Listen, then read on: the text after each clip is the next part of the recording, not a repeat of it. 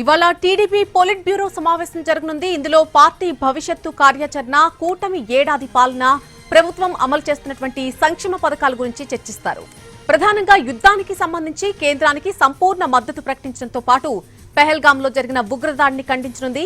Polit bureau సమావేశానికి ముందు మంత్రి లోకేష్ పార్టీ సీనియర్ నేతలు మంత్రులతో సమావేశమవుతారు. రాష్ట్ర కమిటీ పార్టీలో రానున్న మార్పుల గురించి చర్చిస్తారు.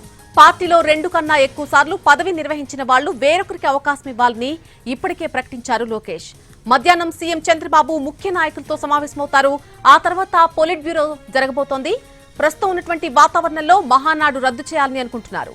కానీ సరిహద్దుల్లో సాధారణ పరిస్థితులు మళ్లీ నెలకొనడం, ఉద్రిక్తతలు సద్దుమణగడంతో మహానాడు నిర్వహించాలని ఆలోచనలో ఉంది టీడీపీ అధిష్టానం. మహానాడు ఎన్ని రోజుల పాటు జరపాలి అనే అంశంపై కూడా పొలిట్ బ్యూరోలో చర్చిస్తారు.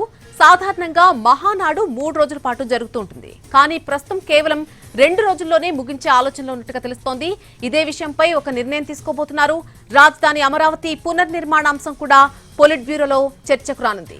మరోవైపు టీడీపీలో సమూల ప్రక్షాళన దిశగా అడుగులు పడబోతున్నాయి. గ్రామ కమిటీల నుంచి రాష్ట్ర కమిటీ వరకు కీలక మార్పులు రాబోతున్నాయి.